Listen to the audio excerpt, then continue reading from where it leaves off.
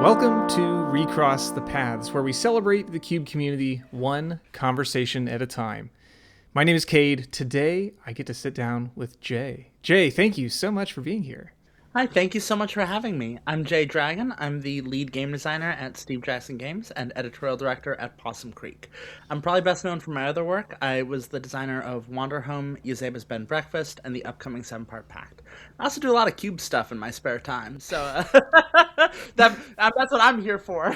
And that's a lot to unpack already, right? So you're doing lead game design work, editorial game design work. Is it fair to say you are a decorated game designer? Like some of the things you worked on have caught some critical attention. Yeah, I've got my little plaques and my little.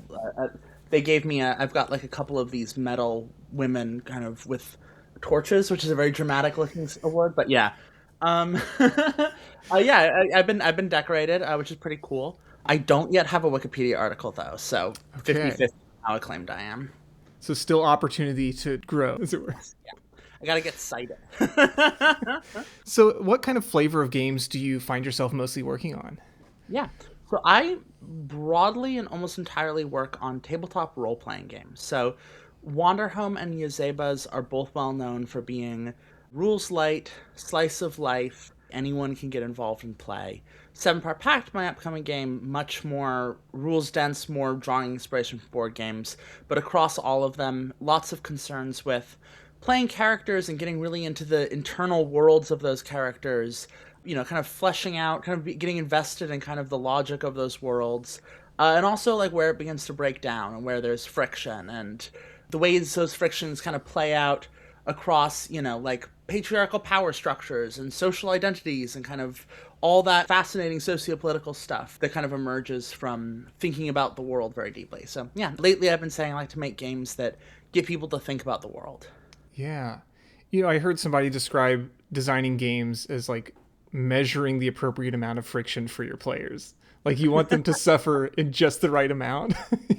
Does that resonate for you?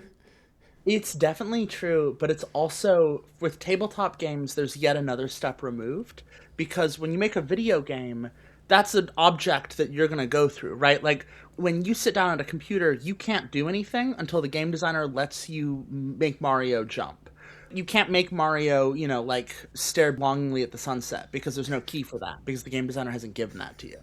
Press X to reminisce. Yeah. Yes, exactly. Yeah, press F to pay respects kind of thing. Yeah. But with a tabletop game, with Dungeons and Dragons, right, is the kind of example.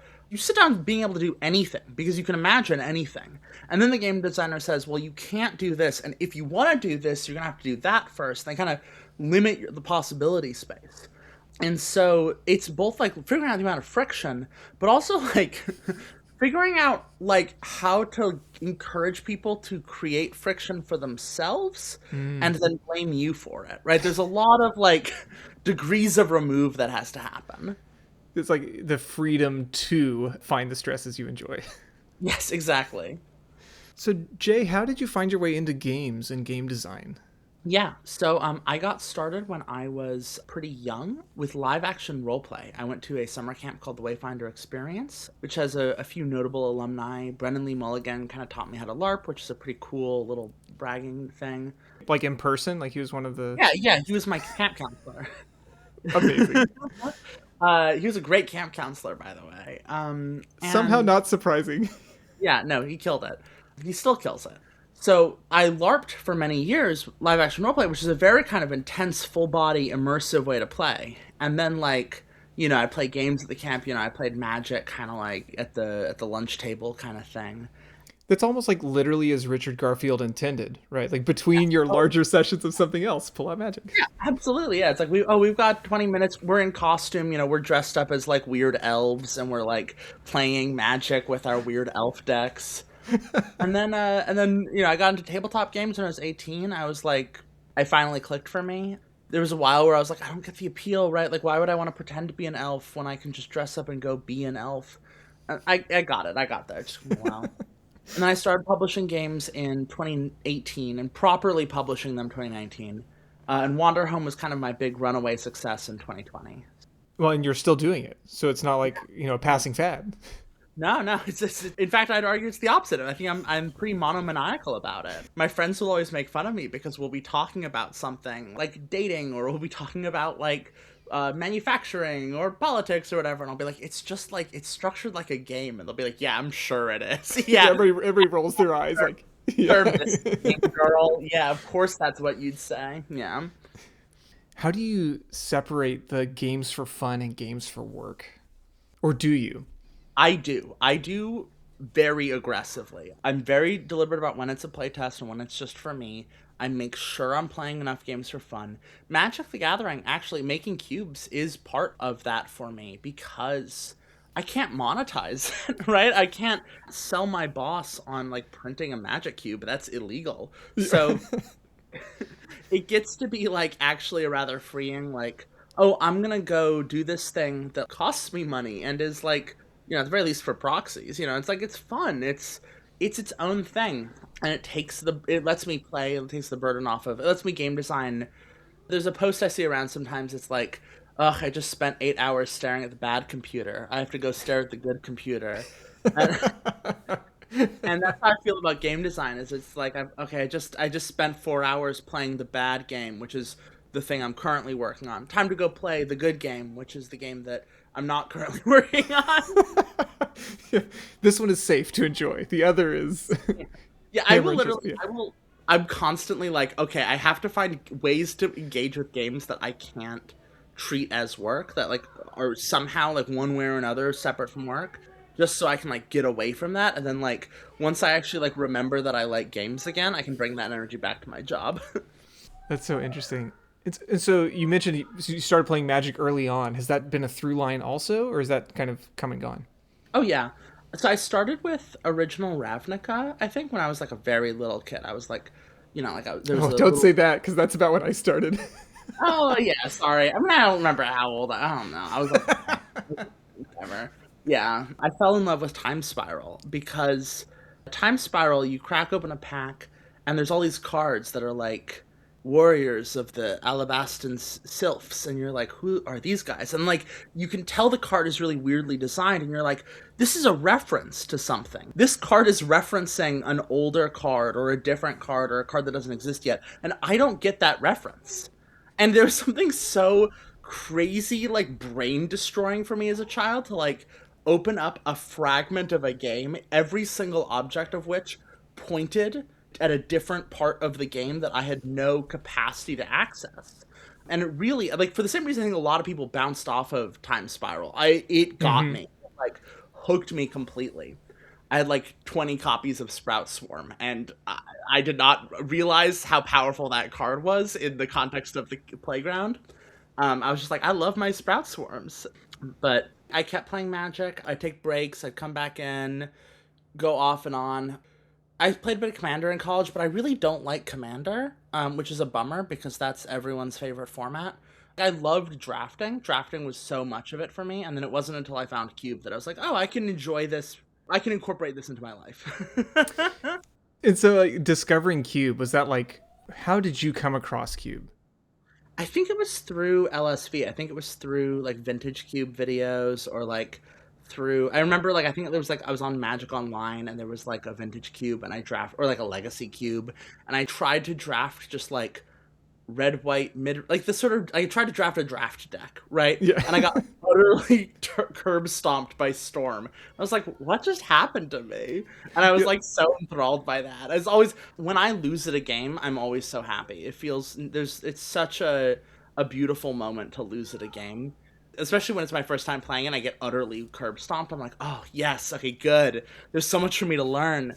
Does it feel like as a designer that you are like naturally better at games or like more prone to win them, or is that kind of a fallacy? I'm better at knowing the parts of a game. I can like look at a game and be like, I get why this is that way. Which does help me if the game is relying on a lot of complex systems interlocking. Like I'm good at like Euro board games because it's a lot of that. I'm not naturally good at complex tactics or like sequencing or like things that do just require putting the hours in, right? Hmm. It's like I am good at some games. I am good at understanding games. Those aren't necessarily. I play a lot of games, which just means that I have like an innate leg up on someone who just doesn't do that. So, with background in games, discovery of cube, how long did it take for you to want to build your own cube? It took me a while because I kept trying and then I kept being really unhappy because it just felt like I was building a cube because I was supposed to build a cube and I didn't really know what I wanted to say with it. And so I kept like trying and I'd try and I'd kind of like make a little sketch of something and then I'd be like, no, it doesn't work. The Magpie cube was my first cube. It was the first actual cube I put together. And it was in large part because there were a lot of factors that let me make it, but one of them being, so for those who don't know, the Magpie cube is a cube that I made and put an article about in 2022, I think. That is a 360 card cube where the gimmick of it is that you also draft a bunch of stickers and then you modify what the cards physically do, and it's a self-correcting ecosystem. It's my little sourdough starter. And that's such an ambitious starting point, right? Or, I mean, like the first project to engage with. Well, it was also because if I'm gonna make a cube, I want to be making it about magic, right? And so I wanted to make a cube that was like, and here's what I love about magic, which has always been the grammar of magic and the language of magic and the ability to make puns with the grammatical structure of the cards themselves. And the feeling of wanting to like be like, I want to play magic with my friends the way it felt to play magic when we were kids on the playground, which includes my opponent should just play a card I've never heard of before, or a card that I just didn't know could do that, right? It's like, my opponent plays there's an artifact whose name I can never remember. It's from Kaladesh. It's a horse. It's a 2/2 with Fabricate 1 and Haste. I know, I can see the art on this Yeah, card. Steel Steed Construct, something like that. Anyway, but this is a great little trivia moment. But someone put a sticker on that card. All it took was one sticker, made it cost 2 red mana. So either 2 colorless or 1 red mana. And now it's a Goblin Guide with upside, right? It's a 2/2 with one. And so it's just this, like, very funny about it, right? The first time, just turn one, mountain tap that. Or there was like a beautiful card that was like a ghostly flicker was changed so that it says, exile target artifact or creature. And normally it says, and then return it to the owner's control. But it's been modified to say, exile target artifact or creature, then do it again. Which is just so like, right? It's like funny. It's a pun. Right. It's a joke because like the setup of like you read that first half and you're like, I know what this does. I know what Ghostly Flicker does. Then you just exile 2 creatures. It's just so like, oh, right? Like, especially like, yeah. So there's like a real like thrill to like your opponent just plays something against you that's just unfair, right? That's just like, they overload a removal spell and they exile all creatures and enchantments and draw 3 cards. So you're just like, yeah, whatever, man.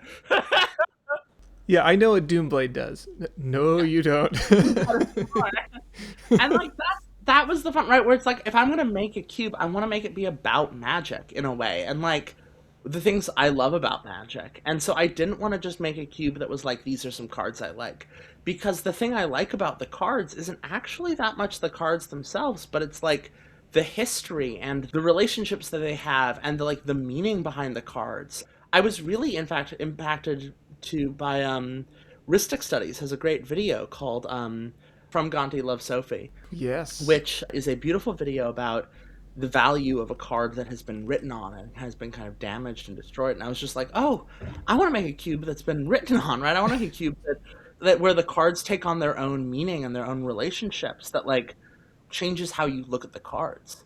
Like it becomes less commercial in a way. Yeah. Oh, totally. Well, there's a reason I'm very insistent on in the cube.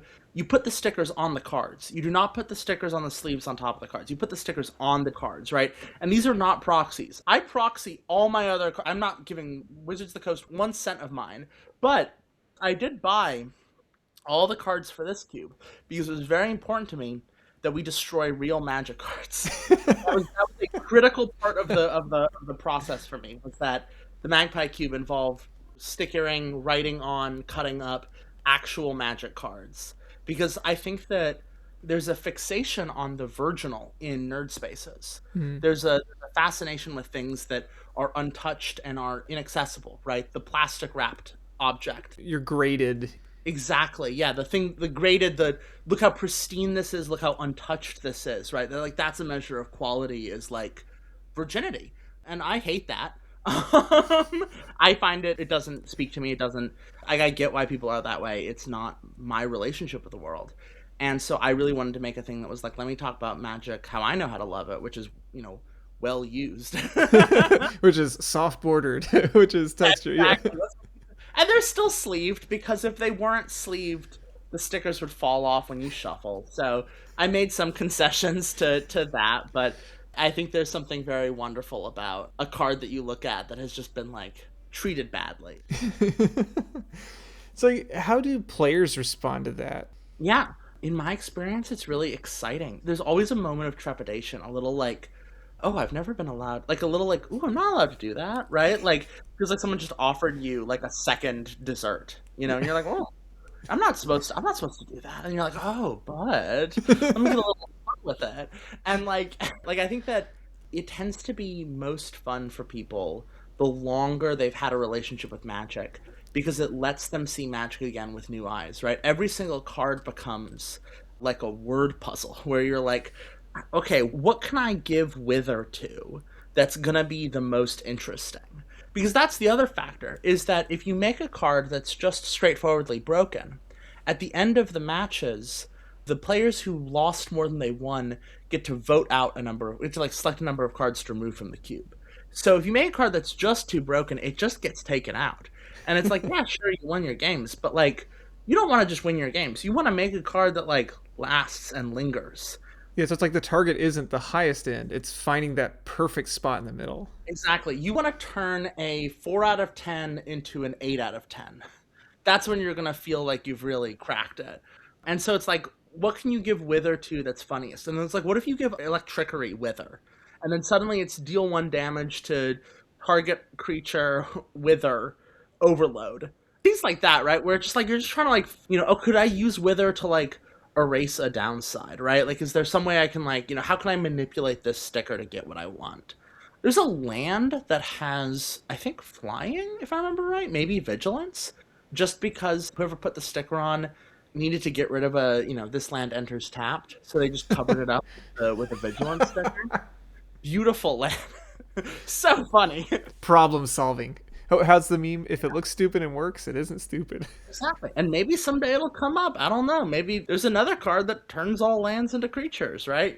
So, hey, maybe it'll come up. Boy, there's so much to unpack with the Magpie Cube. I love it.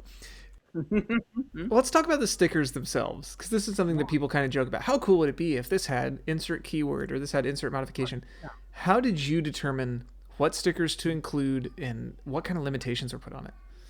So I made my initial set of stickers, and then I wasn't happy with them, but there's nothing more permanent than a temporary solution. So I've stuck with them, but what I did with the stickers is I tried to focus on a prevalence of stickers that like most people would know, right? So flying, there's keywords, of course, right? Those are like bread and butter. Those are not very interesting. People kind of do with those what you expect.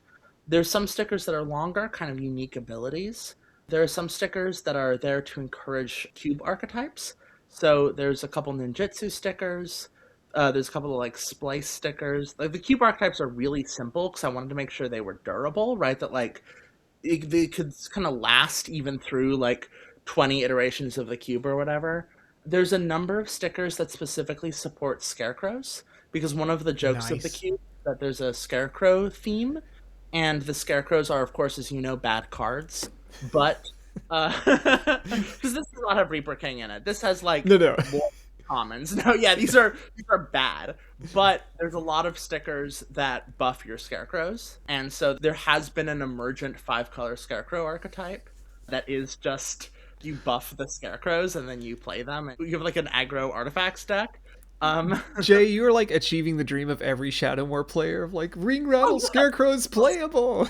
Exactly. Yes. Like that's always my thing. It's like so fun about seeing it all happen and like putting my pet cards in there and then like seeing them like, hey, you know what makes Sandworm Convergence really playable is when it has ninjutsu for 3. Awful. Awful. Yeah. Best mono blue card. And so you're pretty open handed too with how stickers can be used. Like I think you've suggested it's a lot about grammar more than like literal function.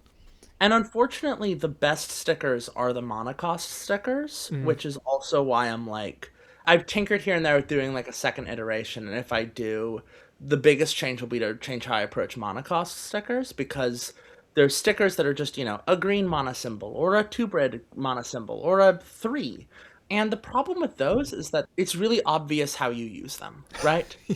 Which is Yeah. that if you have a sticker that it makes something green, then you find the creature with the highest generic mana cost. You make that cost one green. And, again, I've learned how to get around this, but, this is just kind of, the downsides.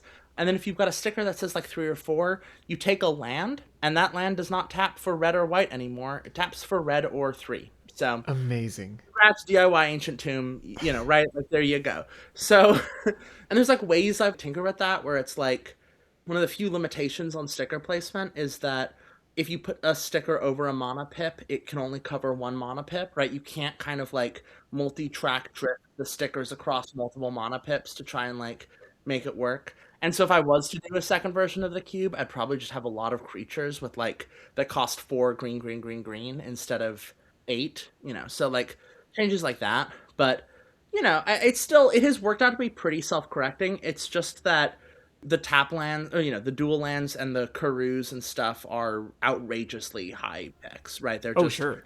head above anything else in the cube, even in a cube that has ancestral recall via. There's strictly better ancestral recall in the cube, and I think a Karu land is probably still a better first pick. Does using the stickers like that, does that capture the goals you're after, or does it feel like that kind of goes beyond? Well, yeah, it does because it thumbs its own nose at me, right? It kind of like that's kind of the great pleasure of game design for me is this emergent process, and so even as I'm like frustrated with it, even like I'm like, oh, that would not do, but it's funny and it got me right, and like it felt so good when someone figured it out, and then when we all started doing it, and then like because the cube self corrects, eventually, slowly the most powerful lands have kind of weaned out of the cube over time. And so now we're at a point where actually fixing is kind of hard to get a hold of. And like that Mm. makes it that's kind of shifted the balance back in favor of, oh, maybe you don't want to, right? Maybe like, these lands are still high picks, but like like you can't be doing like a four color greed pile, right? If everyone knows the lands are high picks, you just are all really precious with them. So it self corrects in a way that's really nice. Yeah, and I love that you mentioned self-correcting here. In your article, you mentioned that there were a number of pillars that you built this project around. You suggested it was that you wanted the project to be ephemeral, self-correcting, and whimsical. And I know you've spoken to some of what self-correcting looks like. Can you speak a bit to the other two and kind of how that informed what you were doing? So with ephemerality, my big goal was that it's a cube that changes over time, right? It's that there are almost like seasons of it where like I reminisce fondly about like, oh, remember when you could like build the blue red aggro combo deck, or like remember when this was a viable draft arc. Like remember when Elementals was good. There was like a month when Elementals was really good, and now it's not anymore because there's like one or two. The Temple of Abandon had an insane sticker on it that like let it reanimate elementals and like made elementals really good, but now elementals aren't good anymore, and so there's like the ephemerality of the fondness for like moments in the cube that were interesting, but now we've lost that. You left that behind and it's changed, and it's me thinking a lot about like gardens and permaculture and also like one's relationship with the world, right? Where it's like this is also true of Magic, right? Like my favorite Magic format is 2014 Legacy because that's Yeah. when I was doing a lot of it. I love Ant Storm. I love getting to ad nauseum tendrils. You cannot really do that anymore in Legacy, right? It's all Bowmasters or bust. There's an ephemerality to Magic there for me where it's like, I love that. I can't have that, such as life. And there's something beautiful about having a cube that does that. And then the whimsy, I think I've spoken a bit to before, but just the idea of like a cube where you can lose to some outrageous nonsense and then you're like, oh, whatever, I'll get you next time, right? Like that's just on me for not building a more. It's that vintage cube feeling of like you just lose to something silly. And I remember very, very early on, I realized how valuable that was when I was playing against a friend and they had two cards. They had Phantasmal Dreadmaw that was modified to say, whenever this creature becomes the target of a spell or ability, destroy target creature. And then they had Horseshoe Crab, which normally reads tap or untap target creature, but was modified to say detain target creature. And so the combo they figured out was just that they could use Gumshoe Crab, as we christened it. Gumshoe Crab can continuously target the Phantasmal Dreadmaw to destroy my creatures. And that was beautiful. That was like, it was such a nonsense win, and like of course I lost that game, right? But it felt so funny to lose to that because it's these two cards that like are not very good, and I've never seen them do that before, and it felt like running into a friend at a party, and they're like, you've never seen them like act like that before. And you're like, poor shoe grab, I didn't know you had that in you. So like that's whimsy for me, right? A thing I hate about I don't like Commander. I'm sorry to people who do. One of the things I don't like about Commander is that it's considered bad form to mise out a win, right? I think Armageddon is a beautiful Magic card. I think Lantern of Insight and Ensnaring Bridge are a beautiful combination of Magic cards. I think it is. I think it is fun to win with nonsense, and in a two-player competitive game, especially when the games are fast, it's like, yeah, that's how life goes. But if we're sitting down to play for 3 hours, someone winning on turn two feels bad. So I am more interested in a game where we sit down, we play a game, you get me. I go, oh, whoops. All right, game two, I'll get you this time, right? Right. Like that's better to me, and I think that this has that kind of whimsical quality that I really value. A friend of mine has a sticker cube also, and I like describing it as what people think Vintage Cube actually plays like that have never played Yes, Vintage Cube. It's a like yes. looking at the Magpie Cube. It's that same feeling of like these things are all wildly powerful, but they're all in Mhm. concert with each other. Exactly. And frequently they'll be wildly powerful in ways that just feel, especially because now the cube has lived long enough that all the really obvious things you could do with the cards are kind of exhausted, right? Ulamog's Crusher has been graduated out of the cube for like 3 years now, right? You're not turn two 8-8ing Annihilator one someone.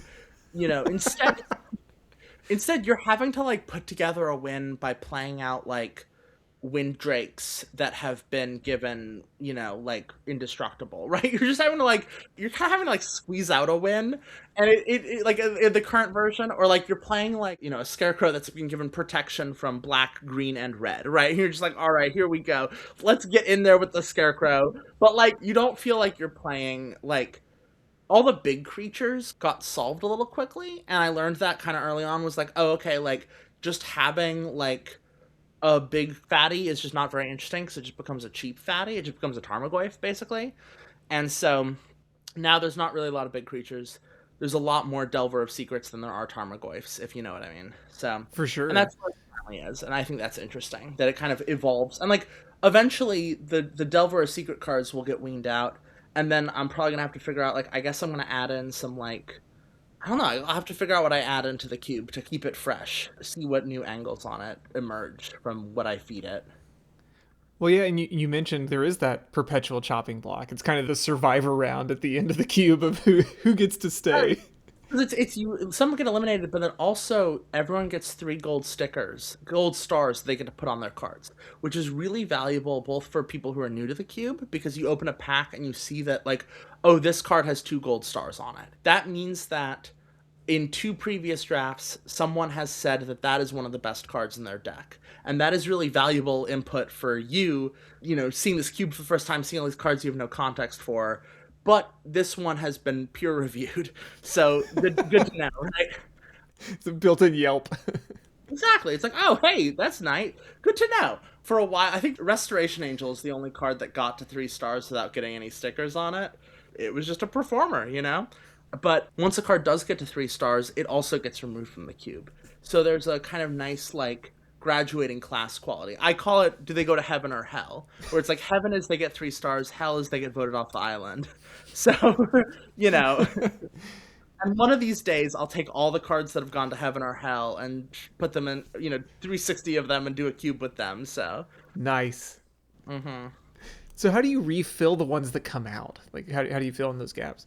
often what I'll do is it'll be a while where I'll go like a few months without drafting or 6 months without drafting it, and then I'm like, oh, I want to draft it. And it's missing like 20 cards. It just got like low on cards.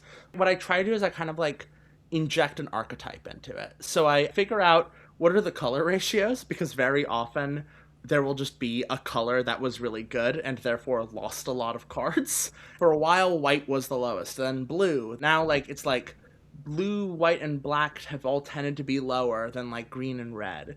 And so I was like, okay, let me inject a blue, white, black archetype into the cube to kind of get those numbers up, but also like give a new angle on it, right? I think most recently I added a spider spawning archetype. And so what that meant for me was like, let me take 20 draft commons and uncommons themed around spider spawning style, self mill style effects in 3 different colors, because I like to have archetypes be very, very obvious and very redundant, and like also kind of spread out across multiple colors.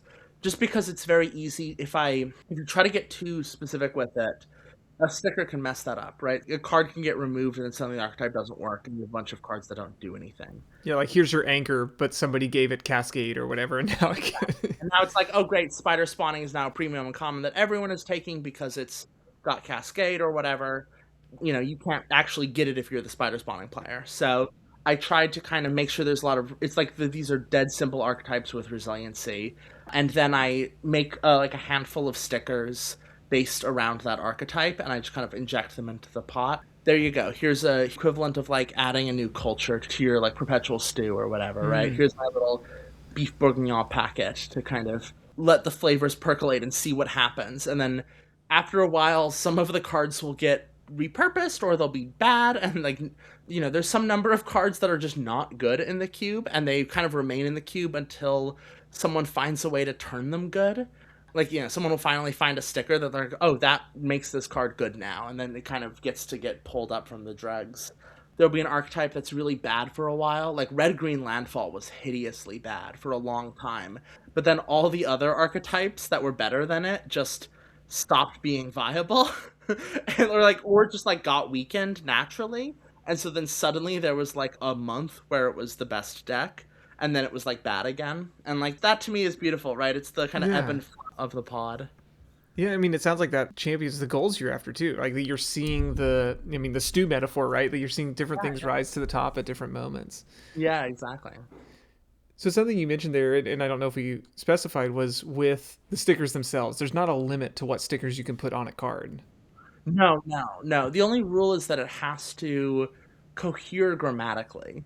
So if you have a thing that says draw a card, you can't just put that on a vanilla creature, because vanilla creatures in Magic don't just say draw a card on them. You need to have a card that says when this creature enters or when this creature attacks, comma, does something, right? Or tap something, right? You need to position it in a way that coheres grammatically. I think the only other rule, right, there's the monocost rule. It has to be 1-to-1. And then it has to fit in the text box, although it can cover reminder text and it can cover flavor text, but it can't like go out onto the art, right? Which is mainly kind of a limiter on just kind of like it makes people be more creative, right? It means if a Right. card has like a bunch of weird abilities, you like kind of want to be mindful of it. But it meant that like there's a number of cards that I think people would think would be really funny in this cube. Like people love to be like, "Oh, is Goblin Game in the cube?" Or like, "Oh, are these uncards in the cube?" And I'm like, "Well, they're really bad to sticker. They're like they're actually not funny because like they are already funny. If you put a sticker on them, they don't do anything. They're just like Goblin Game, if you put a sticker on it, just stops being like a functional Magic card. That's Yeah. not interesting. I'm much more interested in a card. Like, I love just a draft common with a tap ability. Those are great, you know? That's what I'm looking for the cube. Yeah, it's like the best fodder is the cards with a bunch of blank space on them. Yeah, exactly. Or, like, just like a little effect, or like even a card with like a minor downside, right? Like a 1 mana black 2/2 that enters tapped. Great. Banger. Put him in, you know? Like just a card that doesn't really do anything normally, right? Just like it's got a purpose, but like cards that are really easy to grok are really valuable here. And then like the trickier a card is trying to be, the less resilient that trickery is for the purposes I need it to be, which is like serving as a base for collage. Yeah, maybe this is more like a broad game design question. Where do you lean on a spectrum of potential versus elegance in the kind of things you want to include in something like this? There's a certain amount I give towards potential, I think that no matter what, I have to like look at the card and kind of anticipate where stickers could go. But I generally don't want there to be one really obvious thing to do with it, right? Again, like Ulamog's Crusher is the really obvious example. That was like an early card. Yeah, make the 8 mana card cost 2 mana. Duh, right? Like, obviously that's what you do with it. And that to me is really not interesting. I've learned if I was to do the cube over again, one of my lessons was that if I've got big powerful cards, I want to make sure it takes generally 2 stickers to make them go from like expensive and big to cheap and no drawback. So like there's a worm from Alara that I love. Oh, Blitz Hellion. There we go. Blitz Hellion. It's a Yes. Hellion worm. That's my bad. Blitz Hellion, 3 red green, trample haste at the end of turn, shuffle it into your library. It's a 7/7. So, that card, very obvious thing to do with it, right? Don't shuffle it into your library. Or at end of turn, do something else, right? Then it's a 5 mana 7/7 trample haste that does something, right? Draw a card or destroy an artifact. That's strong, right? But it's still 5 mana. So like you do have to get to 5 mana, which is like easier said than done sometimes. And then it's like, okay, well, second sticker now makes that a 3 mana trample haste, whatever. And now it's a really powerful card. But also, it took a bit to get there. And that to me is interesting. Whereas a card that is just straightforward, like, Magpie Crusher, for example, one sticker makes it good, makes it cheap and good. That is not interesting to me. I'm much more interested in cards where one sticker makes them either cheap or good. Like, if they're cheap, they should be bad. If they're expensive, they can be good, but it should take more than one sticker to make them like if it takes one sticker to make them go from bad to like vintage cube top 20, that's not good to me. It's like that, when usually people talk about food, where it's like, good, fast, and cheap. Like, you Yeah, can't have all three at once. You have to. exactly. Because if you have all three, it makes it just really obvious. But as a designer, as someone who's like the gardener of this cube, I want to be mindful of how often there are cards like that. And it's okay that there are some, but when I'm adding new cards in, I kind of try to avoid those. I like that description of being the gardener of something like this. You mentioned at the end of your article that you would encourage designers to abandon the illusion of control. Do you still think of this cube as yours after all this? It is mine by sheer virtue of I'm the girl who has to like bring it home at the end of the day, right? Like I'm the one who has to like take it home and tidy it up and like make sure this, none of the stickers are falling off. So I have like a custodial relationship to it, but it feels much more like mine in the way that like a janitor would refer to like an office building as hers, you know? It doesn't feel like mine in the way of like, ah, yes, this is mine. It's more just like I take care of it. And that's a wonderful feeling. I think that's like the beauty and joy of a game, making a game, is that a game is an object that can surprise you, right? I think the thrill of being a game designer is when the game leaps out of your hands and does something you don't expect it to do. It feels very I think it feels a bit like having a kid, right? It's the like the moment when it's like, oh, I didn't know you could do that, right? Like, who let you do that, right? It's kind of like beautiful, like self-ambulating moment. That was it for the cube for me. It was like I want to make a cube that can surprise me. I don't want to feel like a little architect who has built my perfect little machine. I want to sit down to play it and get my butt handed to me because my opponent just did silly things that I did not know could be done. I love it. Yeah, I feel like you would be, just in our brief conversation here, I feel like you would be really off put if there were like firm guide rails, like this is how this is supposed to go. You're just like, no, do not do No, I this. hate that. Well, the moment you have those, it kind of starts to suck the creativity out of it. I think for me with game design, it's like I'm always trying to make games that don't look like what people think games are supposed to look like. I have a joke about my game design job that's like, if I had a motto, it would be not for everyone. Because anytime anyone reviews any of my games, they go, this was so interesting, this was so cool. It's not for everyone. So if it's not for you, that's okay. It's not for everyone, but it was cool. So it's like I'm the embodiment of, oh yeah, I'm not for everyone. Right? I make things that are capital and not for you, not for specific people. So if that's me, I'm gonna lean into it. I'm gonna go all in. So that's what I try and do. There's one practical element of the Magpie Cube I want to make sure we touch on, and that's the prizes at the end, the gifts. Yeah. Yeah. Yeah, this is like this cool. You talk about like the self-correcting nature of getting some cards Hmm. out of the cube, giving players some agency in how they engage with the environment going forward. But then you also have some ways to shake things up. Yes, I do. I think if I was to do the cube over again, I'd do the prizes a little differently because I've learned that some of them are more interesting than others. I've learned that getting to put very special stickers on cards is really fun. People love being like, oh, your special prize is, give a card Cascade or give a card Annihilator or something like that, right? Give a card Storm, right? That feels awesome. So, like, that's good. What I've basically settled to is a system where, like, generally a sticker is worth a card, right? Like a sticker says draw a card, a sticker says destroy a creature, a sticker does not say draw three cards, right? And then the special stickers are the ones that say draw three cards that say destroy all creatures, right? That can generate card advantage on their own. That makes it feel very fun to kind of be like, oh, I'm going to make an unplayable card. Like, and like, so people also get really invested in, like, I want to help out specific archetypes, right? They're like, oh, this archetype has been bad. Let me take their worst card and put Cascade on it. That feels fun.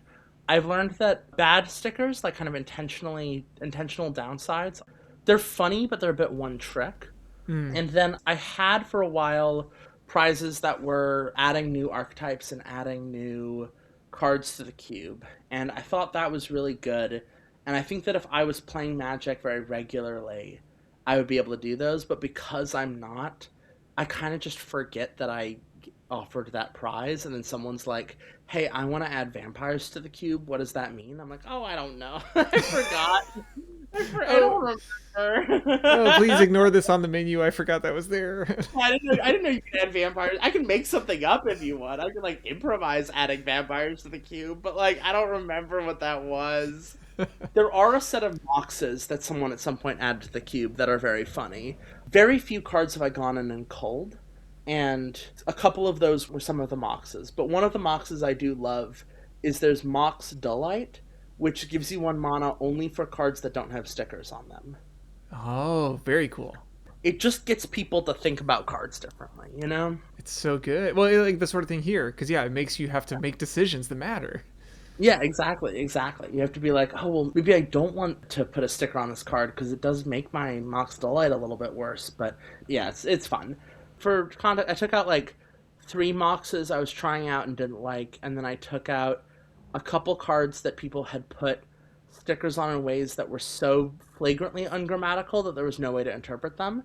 And then I took out the one card that had a sticker on it that the sticker itself ruined the game unresolvably, which was Companion. Yeah. That was, it was a prize sticker, and I put it in because I was like, it's a powerful mechanic. It's alongside all these other powerful mechanics, and I did not register, as neither did the designers of Ikoria register, the way in which being able to ensure a card is always in your opening hand just takes away the playful whimsy of, oh man, you got me. Like, I'll get you. It takes away that. It just turns it into, like, oh, of course you have your stupid enabler. It has Companion. Yep. I'm going to see this on turn 2 or whatever every single time. It's just going to Yeah, happen. exactly. That's boring. That was so horrible that I was like, I can't have the deck be like this. So, as a game designer, professionally, personally, what lessons from the Magpie's Cube have carried over into your other work? I was hoping you'd ask me that. The biggest one is like, as the game designer, you are not in control of anything. You are putting forward interesting ideas, but that the actual meat and potatoes of what's interesting is what people do with them.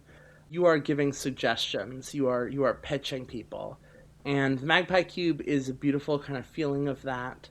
I think it was also just kind of the lesson of like the thing that people often love is figuring out how to work against the game designer. And that there's no greater joy than thinking you've outsmarted the thing that you're supposed to be working with, right? And like you've outsmarted Magic because you found this combination. You've outsmarted me because you put a sticker in a place you're not supposed to, or quote unquote you're not supposed to, because oftentimes I have anticipated that you'd put them there, and then I kind of kayfabe. I'm like, ah, how did you know? Right? Everyone loves being samurai, right? It just feels good. It feels good to outsmart the game designer, and like it's good to build into your games opportunities for people to think they've outsmarted you, and also to when they do outsmart you, that's like a very good and impressive thing, and like it is a tremendous kindness for someone to outsmart you, because like a game cannot encompass everything, right? In fact, a game like will fail to encompass everything, especially like an infinite game, right? Like Dungeons and Dragons is trying to be a game you can play weekly for the rest of your life. That means structurally it cannot account for everything. And it is your responsibility as a designer not to design for everything, not to design kind of like, oh, what if the players do these three objects together and then get this exploit that lets them do this thing? And it's like, you don't have to like produce fail safes all over the place, but instead you have to cultivate an atmosphere where it's like, hey, nice job, cool hack. Is this the kind of thing we want to be doing? I love that. You have such a wealth of information that you've already shared here, and you also share regularly, like through your Patreon and other channels. But what advice would you want to share with other cube designers as they're considering their own projects? As a cube designer, you are a game designer, right? You're not just a cube designer, which is not to say like being a cube designer is minimizing. It's rather to say just that you are making your own board game. And that is so cool. And the thing that is beautiful about Magic is that you make a board game out of Magic cards. Like that's the fun of it, is it's a scrapbook. It's a DIY scrapbook that's different every time. It's brilliant.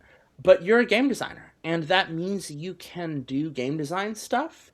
You are not limited by what Magic kind of says things have to look like. I think maybe my biggest piece of advice is lean into the unique affordances of how you are playing that cube. I built the Magpie cube because I had just spent 2 years in COVID and quarantine, and I was like, I need a cube that I have to play in person, right? I am sick of Magic Online. I want a cube whose worth is a thing that we could only be doing in paper right here, right now. I want a thing that is only memorable because of the experiences of the people physically in the room with me. If you're playing your cube online, lean into what being online means for your cube.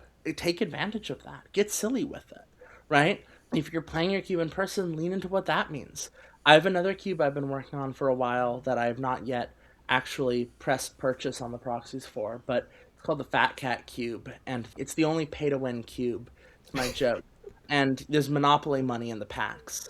So it's, Yes. and then at the end there's a trade binder that you can buy cards from. And you can be like, sell me the Power 9. It's like you can buy the Power 9, you just have to like, you had to like have not drafted any other cards, basically. Things like that. Or it's like, oh, there's a coupon. You get a coupon for 50% off a creature, that kind of stuff. Um, and like you can just do silly things like that, right? It's a board game. It's just a board game. And like the language and grammar of Magic as something that we are like fluent in as people who've been playing Magic for a while is such a rich treasure trove of playfulness and humor and imagination. And the final thing I'll say is just that like one of my dear friends, Monica, has made a cube recently called Girls Night, which is about misogyny, and it's very fascinating. And I think that we have not yet scratched the surface of what cubes can do that are interesting. I think that we're just starting to figure out the ways cubes can be art objects, the way cubes can speak to our experiences, the way cubes can be used to self-reflect and to self-articulate and to reminisce about magic and to dwell on what could be and what isn't. And I think that as game designers, it's cool to take advantage of that and to have fun with it and to see what weird things you can do with it. That's so good. Well, Jay, this has been a delight, and I'm so thankful to you for spending the time to do this. Before I let you go, I do want to ask one of my favorite questions, which Yes. is if you could have any card printed as a promo, what card would you pick, and who would you have do the illustration? Oh. Oh, you've asked the art history nerd. I think what I would really want is Oko Thief of Crowns done by Rembrandt. Wow, I great. think textless Oko painted by Rembrandt. Or like no, like the Dutch Renaissance guy, just like someone who can really capture like chiaroscuro and angst and like Yeah, complicated emotional landscapes. That would be for me. That would be my ideal promo. Would be Oko by Rembrandt. that's so interesting. So, like, not your kind of kitschy, smirking Oko on the front, but like the conflicted. Oh, like a real Robin Goodfellow, but like definitely playful. Like Rembrandt can do playful. Just the line of like, I don't know if he's telling a joke or if he's gonna kill me, right? Like getting some real kind of like complicated emotions, or maybe like Caravaggio, right? Like no, that's it. Oko by Caravaggio, even more than Rembrandt, right? Caravaggio has a painting that is it's his Bacchus, but also like Judith and Holofernes. Like Judith and Holofernes, like that energy, but like with Oko, like Oko being, or like, I don't know. There's something about the grief and the twisted kind of like darkness. I'm just a sucker for when Magic cards look really good. I own very few cards in paper, but I bought the Secret Layer that was like the Dan Fraser signets and talismans just because I just love it when the cards look like old cards, right? I love it when they look like spellbook tomes. I love it when Magic is about its own history. And so that would be my like ideal promo would be like travel back in time, find Renaissance artists, commission them to do Magic the Gathering illustration. I love it. I'd be right there in the time machine with you. I think there's something fascinating about that too. You mentioned some of those early experiences playing Magic where it alludes to something that you don't quite understand yet. Like you Yeah. think to those early days where, well, what's this like this gemstone on a abstract background? What is a Yeah. land war elf? Well, this implies that there's some greater culture that I don't yet understand. Yes. And it's like Chandra's defeat, oh whatever, right? Like we can see her getting defeated on this card, right? Like we get it. We get it. It's so on the nose. It's some Avakin's collar level stuff. And then it's like even, it's like, oh, a braid, right? A braid is a beautiful card. Dominic Myers is a brilliant artist. It's about, this is the one I'm thinking of the one from Crimson Yeah, Vow. yeah, yeah. With like the raven and the shattered mask. Yeah. Beautiful, beautiful illustration, gorgeous illustration. But like the flavor text tells you what it's about, and you're like, that's cool, that's interesting. But like, oh, for me, it's like the beauty of a game is when it doesn't all fit in your head, right? When the game Mm. always has another way it can surprise you. I long for when I was a kid and I would pick up cards and they'd point to a world even beyond like Llanowar elves being like, oh, what's that? But when like I'd see like Sprout Swarm, again, my favorite Magic card. It's got buyback and convoke on it, right? And these are keyworded abilities and they're hanging out with each other. And that was for me the coolest part was like, oh, I didn't know that these two, like I knew about convoke, I didn't know about buyback. Oh, I didn't realize these worked together. Oh, isn't that Trixie? Oh, wait, that means I can do an engine. Whoa, right? Like that's just so like because it opens up multiple worlds, right? Because it makes you think about all the combinations. It makes you think about all the ways that the game can kind of provoke new worlds. And it just is for me. It's like the thing I love about Magic is that Magic has been around for so long that it exists in its own mythos and it exists in its own language of self-reference. And I love that it talks to itself that way. And I love when it talks to itself. Always for me, the most beautiful cards are the ones that I look at and I go like, I'll never know what's going on here, right? I wish that I could reach into the card and see what's on the other side, just the way that I wish that I could like unravel the mechanics into like a full logic. But you can't, it's just this little moment. Jay, this has been so much fun. I'm so grateful again to you for taking the time to do all of this. If folks want to follow up with the Magpie's Cube, if they want to look into more of the work that you're doing, if they want to support you, what would be the best place for us to point them to? Please come support me on my Patreon. Patreon is such a nightmare to promote, so I mainly only promote it on podcasts. Come support me on my Patreon. I post articles there all the time. There's a thriving Discord server full of people doing game design, talking about game design, and talking about looking at games in new ways. I post early looks and teasers and games I'm working on, and also just like scraps of stuff that I've got lying around on my desk. Sometimes I'll just be like, here's a mechanic, you can do whatever you want with it, have fun. I just kind of like put whatever up there. It's neat. It's neat. If that's the kind of thing, if you're like, this podcast was so cool, but I want to listen to her ramble even more. And I also kind of wish that she would just kind of throw things at me periodically in like weird spurts, like go a month without posting, and then suddenly, bing, bang, boom, here's like 3 new games. I got great news for you. Sign my Patreon. You know what I'm into? It's intermittent schedules. That's Oh yeah, for sure. I'm always like, it's a salary, it's not a subscription, it's right? not It's like hourly. Yeah, yeah. exactly, you are not getting a consistent release. If I had to give you a thing once every month, some months you would get like a finished game, and some months you would get like a napkin that says like, "What if a worker placement game was about dogs?" Question mark. That's all, Yeah, Jay, you handed me a whiteboard that just says the word dice with a question mark on it. I Yeah, don't. crossed out 7 times. Like, ugh. Sometimes I just will like have a Google Doc. I have a Google Doc that I'll just be like game design is hard, and I'll just like write that down in the Google Doc when I need to like let off some steam. It's the Um, writer's block thing with just like the flashing bar at the front, like game. exactly. Game's Well, hard. But so back me there. You can follow me on Blue Sky. I'm on Blue Sky. I'm on Tumblr. I'm not on any social media platform that has major cultural relevance because I know better. But I'm on Tumblr still somehow. I'm on Blue Sky. I'm JDragsy on there. And you can also follow Steve Jackson Games. The Munchkin guys also publish my stuff for some reason, so can't complain about that too that's so hard. cool. Ain't much, but it's honest work. Well, Jay, again, thank you so much. This has been a treat. Looking forward to seeing more of where your work goes, and thank you for encouraging me so much in my own journey with the Magpie's Cube. Thank you so much for reaching out. This was a pleasure.